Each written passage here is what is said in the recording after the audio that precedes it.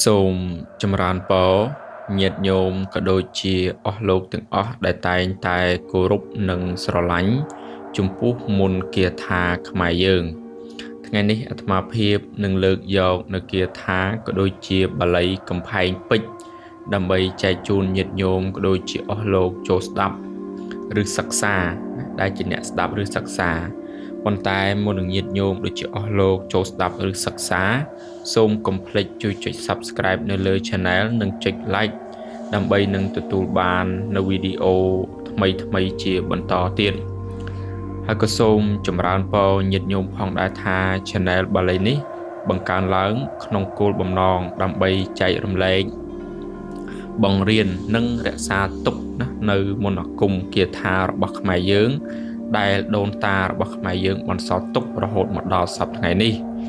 ចឹងទេសូមញាតិញោមអស់លោកកុំភ្លេចជួយគាំទ្រទាំងអស់គ្នាហើយអាត្មាភាពមានជាយ័ន្តមានជាខ្សែចង្កេះមានជាខ្សែកថាខ្សែដៃនឹងដើម្បីការពារនៅអំពើអំព័ន្ធមុនសិលខ្មៅនៅដទីនាំនៅសេចក្តីសុខនាំលៀបនាំសំណាងណាប្រយោជន៍ដល់ក្រុមគ្រួសារសិនញាតិញោមអស់លោកមានឧបនិស្ស័យចង់ជីវយកទៅប្រើប្រាស់អាចជីវបានណានឹងអាត្មាភាពមានអាចតាក់ទងទៅតាមរយៈ comment ក៏ដូចជាលេខទូរស័ព្ទរបស់អាត្មាផ្ទាល់ដែលដាក់នៅលើវីដេអូនេះស្រាប់អញ្ចឹងយើងចូលទៅសិក្សានៅគាថាណាក៏ដូចជាបាលីកំផែងពេជ្រនេះទាំងអស់គ្នាអញ្ចឹងបាលីកំផែងពេជ្រនេះគឺជាបាលីមួយដ៏ពូកែនិងស័ក្តិសិទ្ធិបើសិនណាបើអស់លោកក៏ដូចជាញាតិញោមយកទៅប្រើប្រាស់មានការគោរពនិងមានការបដិបត្តិបានត្រឹមត្រូវល្អអញ្ចឹងខ្មែរយើងពីដើមចាស់ពីដើមនិងដូនតារបស់ខ្មែរយើងសម័យពីដើមជាសម័យបុរាណមិនសូវជាជឿនលឿនទេហើយអ្នកដែលសិក្សានៅអាគមអ្នកដែលលេងខាងផ្លូវហ្នឹងក៏ច្រើនដែរហើយពេលដែលលោកចេញទៅណាទៅនៅក្នុងព្រៃសម្រាប់នៅក្នុងព្រៃណាជប់ប្រលប់ដែលមិនអាចត្រឡប់មកផ្ទះវិញបានលោកតែងតែសូត្រនៅគាថាកំផែងពេជ្រហ្នឹងដើម្បីការពារណានៅអាយុជីវិតនៅឬការពារនៅអំពើអំព័ន្ធមុនសិលខ្មៅរបស់គ្រូដតីឬក៏របស់អ្នកដតីអញ្ចឹងពេលដែលលោកសម្រាននៅក្នុងព្រៃណានឹងនៅក្នុងរឿងគឺពេលតែងតែលេងដែរអញ្ចឹងវាពិតខ្លះដូចខ្លះពេលដែលលោកធ្វើធ្នាក់ដើម្បីសម្រានលោកតែងតែយកឈើនឹងគូរង្វង់ហ្នឹងហើយរង្វង់ជុំវិញណាគូរង្វង់ជុំវិញនៅកន្លែងដែលគាត់សម្រាននៅកន្លែងដែលគាត់ដេកឬក៏នៅជុំកលឹងដើមឈើឬក៏ធ្នាក់ដែលគាត់ស្នាក់នៅនឹងអញ្ចឹងគាត់គូជារង្វង់ហើយគាត់សូត្រនៅគាថាកំផែងពេជ្រហ្នឹងដើម្បីរារាំងនៅពពួកអមនុស្សខ្មោចព្រាយបិសាចចង់លងបន្លាចអធិនផ្សេងគោបាស្នាទេសឬក៏កបីសិលគោសិលអីជាដើមដែលគេប្រើឬក៏បញ្ជាមកឲ្យធ្វើបាបគាត់ឬក៏ចង់សាកអីគាត់ជាដើមអញ្ចឹងសម័យពីដើមខាងផ្លូវអាគមនេះគឺសុទ្ធតែពូកែណាស់ហ្នឹងហើយមិនមែនមានតែម្នាក់ទេយើងថាគ្រូនេះពូកែមានគ្រូនោះពូកែផ្សេងទៀតអញ្ចឹងលោកតែងតែប្រយ័ត្នគ្រប់ពេលណាទៅទីចិត្តទីឆ្ងាយនឹងដាច់សញ្ញាចាក់ចំណាក់ផ្ទះហើយសម័យនោះដឹងស្រាប់ហើយមិនមានភ្លើងមិនមានអីទេហ្នឹងហើយអញ្ចឹងការពៀននៅចោបអីផ្សេងជាពិសេសគឺខាងផ្លូវអង្គិតនឹងឯងពើអំព័ន្ធការឡងបន្លាចពីពួកអមនុស្សលោកតែងតែសូត្រនៅគាថាកំផែងពេជ្រធ្វើជាកំផែងដើម្បីរារាំងណានៅពពួកអស់ហ្នឹងអញ្ចឹងគឺពូកែណាស់ចំពោះគាថាក៏ដូចជាបាលីកំផែងពេជ្រមួយមេនេះអញ្ចឹងបើសិនណាបើញាតិញោមអស់លោកដែលជាអ្នកដើរឆ្ងាយសម្រាប់នៅក្នុងព្រៃសម្រាប់នៅទីកន្លែងណាមួយដែលឆ្ងាយពីផ្ទះឬក៏កន្លែងនោះគ្មានសុវត្ថិភាពសម្បូរពួកអមនុស្សជាដើមអាចយកគាថានឹងទៅប្រើប្រាស់បានអញ្ចឹងយើងទៅសិក្សាទាំងអស់គ្នាអញ្ចឹងមុននឹងញាតិញោមដូចជាអស់លោកសូត្រនៅគាថាបាលីនឹងយើងត្រូវរៀបចំរំដាប់គ្រូជាមុនសិនរំដាប់គ្រូគឺយើងត្រូវមានផ្កាឈូក5ទៀន5ធូប5បារី5ស្លា5ម្លូ5ស្លាធម៌ដូង1គូបាយសី1គូទឹកអប់ឆ្វេងស្ដាំកណាត់សអើមួយប្រាក់500រៀលអញ្ចឹងនេះគឺជារំដាប់គ្រូដែលយើងត្រូវតែមានការរៀបចំឡើងដើម្បីជាសក្ការៈថ្វាយដល់គ្រូណាដើម្បីជាការរលឹកនឹកគុណគ្រូ បន្ទាប់ពីយើងរៀបចំលំដាប់គ្រូហើយយើងមុនពេលយើងប្រើនៅគាថាណាមួយយើងត្រូវសូត្រនៅរំលឹកគុណគ្រូបន្ថែមទៀតអញ្ចឹងយើងសូត្រមកខ្ញុំព្រះករុណាសូមរំលឹកគុណគ្រូដែលបានបង្ហាត់បង្រៀននៅមុនគាថានេះដល់ខ្ញុំពេលដែលខ្ញុំសូត្រទៅមុនគាថានេះពេលណាសូមឲ្យពូកែស័ក្តិសិទ្ធិមានឫទ្ធិមានតេជះនិងមានបារមីបន្ទាប់ពីយើងសូត្រនៅរំលឹកគុណគ្រូយើងត្រូវតាំងនមោ3ចប់ទៀតនមោតស្សៈភិក្ខវៈតោរហតោសម្មាសម្ពុទ្ធស្សៈនមោតស្សៈភិក្ខវៈតោរហតោសម្មាសម្ពុទ្ធស្សៈនមោតស្សៈភិក្ខវៈតោរហតោសម្មាសម្ពុទ្ធស្សៈបន្ទាប់ពីយើងតាំងនមោ3ចប់យើងត្រូវសូត្រនៅបាលីនេះសត្តមហាកំផែងពេជ្រមហាកំផែងពាន់ទើបអញ្ជើញស្ដេចវេស្សវណ្ណជន់មហាព្រឹត្តពីរបង្កើតជាមហាកំផែងនមៈអឧមហាកំផែងអ៊ីស្វាសុមហាកំផែងនមោពុទ្ធយៈខខខាំងរាំងខសត្តមហាកំផែងពេជ្រមហាកំផែងពាត់ទើបអញ្ជើញស្ដេចវេស្សវណ្ណជន់មហាព្រឹត្តពីរបង្កើតជាមហាកំផែងនមៈអឧមហាកំផែងអ៊ីស្វាសុ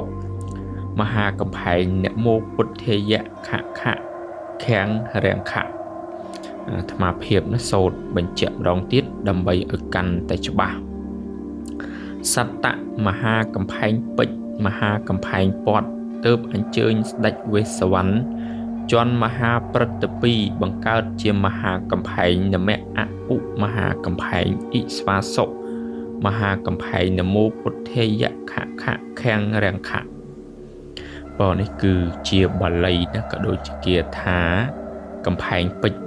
ហ្នឹងឯងគឺមានតែប៉ុណ្ណេះទេញាតិញោមអស់លោកអាចយកទៅទន្ទិញឲ្យចេះឲ្យចាំបាន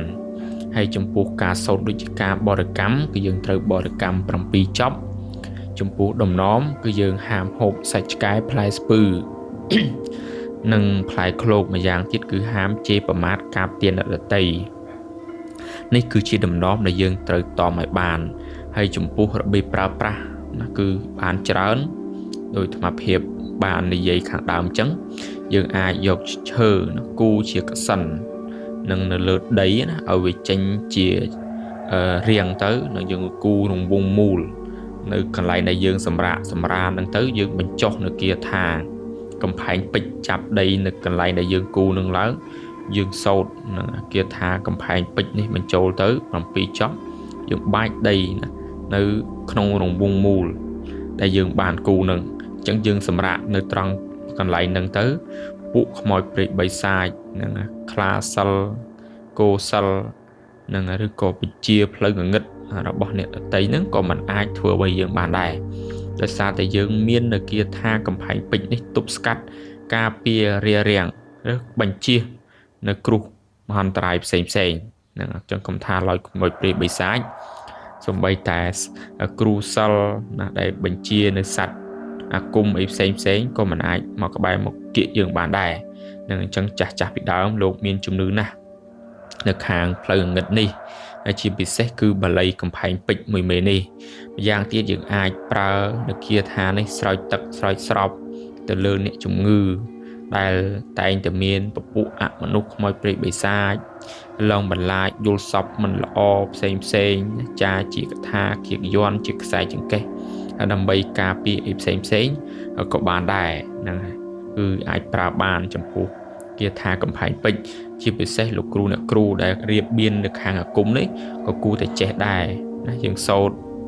ការពារនៅខ្លួនឯងកែលោមានគេសាមានគេមកបៀតបៀននៅក្បែរអីជាដើមយើងបានគាថាណាកំផែងពេជ្រនេះក្នុងការពារណានៅអាយុជីវិតឬក៏ការពារនៅសុខសុវត្ថិភាពរបស់ខ្លួនយើងបានអញ្ចឹងគឺពូកែស័ក្តិសិទ្ធិណាស់តែសំខាន់លើការគោរពនិងការបដិបត្តិរបស់យើងដែរអញ្ចឹងមុនអាគមគាថារបស់ខ្មែរយើងនឹងដែលពូកែស័ក្តិសិទ្ធិបានគឺអាស្រ័យទៅលើការទន្ទិញស្វាត់ជាគាថានឹងជាប្រចាំថ្ងៃនិងការអុជធូបថ្វាយចេកផ្កាភ្ញីទាំងអប់ចំពោះវត្ថុស័ក្តិសិទ្ធិប្រតិបត្តិរាល់ថ្ងៃសិលដែលប្រៀបដូចជាយើងសម្លេងកំបិតបើទោះបីជាកំបិតនោះគ្មានមុខក៏គង់តែមុតដែរ ប៉ុន្តែបើយើងខ្ជិលច្រអូសឬធ្វេសប្រហែសឬអ៊ូតអាងបើទោះបីជាមន្តអាគមឬវត្ថុស័ក្តិសិទ្ធិនោះខ្លាំងពូកែប៉ុណ្ណាក៏គង់អស់ឫទ្ធានុភាពដែរដូចជាកំបិតដែលគេទុកចោលត្រូវច្រេះចាប់ចឹងឯងចឹងយើងកុំបីមានការប្រមាថកុំបីមានការធ្វេសប្រហែសកុំបីមានការអ៊ូតអាងណាបំណាច់ថាយកទៅសិក្សារៀនសូត្រត្រូវតែមានការគ្រប់បដិបត្តិឲ្យបានល្អទើបអាគមគាថារបស់ខ្មែរយើងដែលយើងសែបសូត្ររៀននឹងតឹងអញ្ចឹងទៅនឹងពូកែស័ក្តិសិទ្ធិបានមិនមែនយើងត្រឹមចេះសូត្រចេះថាយកទៅប្រើប្រាស់សុទ្ធតែមានអានុភាពទេសំខាន់លើការគោរពណាដូនតាខ្មែរយើងលោកគ្រូអ្នកគ្រូដែលគាត់ខ្លាំងពូកែទៅបានស័ក្តិសិទ្ធិទៅបានមែនណាមែនអ្នកសម្ដែងគឺអ្នកចេះពិតមែនគឺលោកគោរពបដិបត្តិណាទាំងវិន័យទាំងដំណំទាំងច្បាប់ទម្លាប់ណាឬទាំងរបៀបអាគមអីផ្សេងរំដាប់គ្រូបិព្រៀបកិច្ចអីផ្សេងហ្នឹងគឺគាត់ណាតមបានណាហើយមិនមែនជាអ្នកអ៊ូតអាងទៀតហើយយើងឥឡូវឃើញតែសបោតអ្នកខ្លាំងសបោតអ្នកអ៊ូតសបោតអ្នកពូកែដើម្បីទៅលាបសក្ការៈតែប៉ុណ្ណោះហើយចំណែកអ្នកចេះពិតប្រកបហ្នឹងមិនសូវអ៊ូតអាងមិនសូវជាប់លាបសក្ការៈអីផ្សេងទេពីព្រោះថានេះគឺជាដំណំរបស់អ្នករបៀនអាគមទាំងឡាយអញ្ចឹងគឺប៉ុណ្ណឹងទៅចោះហើយញាតិញោមអស់លោកឆ្ងល់ត្រង់ណាមិនយល់ត្រង់ណាមិនដឹងត្រង់ណាអាចសាកសួរបានណាតាមរយៈ comment ក៏ដូចជាលេខទូរស័ព្ទរបស់អាត្មាផ្ទាល់ដែលដាក់នៅលើវីដេអូនេះស្រាប់ហើយអាត្មាភាពណាបានសរសេរជាអក្សរណានៅលើវីដេអូហ្នឹងនឹងបើយើងស្ដាប់មិនបានទេយើងអាចមើលជាអក្សរបានណាហើយបើយើងមើលអក្សរមិនដាច់ទេអាចមិនដាច់ទេនឹងអាចស្ដាប់ផ្ទៀងផ្ទាត់ស្ដាប់ទៅម្ដងជាពីរដងទៅប្រកាសជាអាចយល់បានដឹងបានបាទអញ្ចឹងគឺប៉ុណ្ណេះទៅចោះហើយអរគុណសម្រាប់ការគាំទ្រនិងស្រឡាញ់ណានៅអ្វីដែលជារបស់ខ្មែរយើងណាអញ្ចឹងសូមចម្រើនពរលាទាំងអស់គ្នា